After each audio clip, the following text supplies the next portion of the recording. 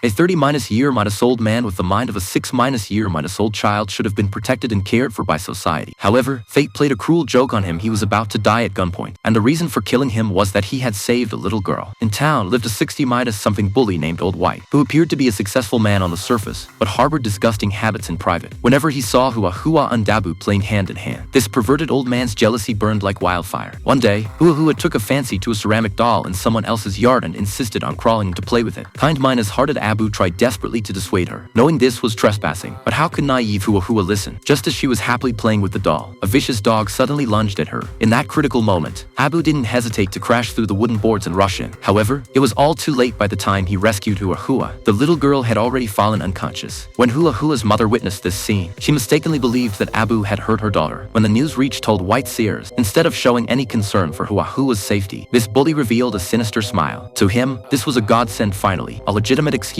to eliminate Abu. He immediately gathered 3 henchmen, bringing hunting dogs and guns to begin a premeditated manhunt. With their keen sense of smell, the hounds quickly discovered Abu hiding inside a scarecrow. When Old White saw that face twisted with fear, a cruel satisfaction flashed in his eyes, but he didn't immediately expose Abu's disguise. Instead, he slowly backed away and gave his men a knowing look, for guns fired simultaneously. Kind-hearted Abu was riddled with bullets. Just as the thugs were celebrating the elimination of this menace, a voice from the hospital came through the walkie-talkie. Hua had been bitten by the vicious dog, and Abu had saved her. The air instantly froze, and the men were thunderstruck. They had killed not a criminal, but a hero. Faced with this brutal truth, Old White remained chillingly cold-blooded. He calmly placed a pitchfork in Abu's hand, staging it to look like self-defense. It is mine. As long as everyone present kept their mouths shut, this secret would never be exposed. Abu's mother, with tears of blood, took the murderers to court, but in the face of money and power, the law seemed so pale and powerless. Without eyewitnesses or concrete evidence, the 4 thugs were declared not guilty and released. Even more infuriating was that the townspeople, unaware of the truth, treated them as heroes who had eliminated evil. However, some debts must be paid. When Holt returned to his farm, he was horrified to discover that a scarecrow had appeared out of nowhere in his field, identical to the one Abu had used as disguise. Those straw-made eyes seemed to be silently staring at him. Holt was scared out of his wits and quickly sought confirmation from his accomplices. But when they arrived at the scene, the scarecrow had mysteriously vanished. His accomplices all said it was a hallucination, but Holt knew in his heart this was no hallucination, it was death's declaration.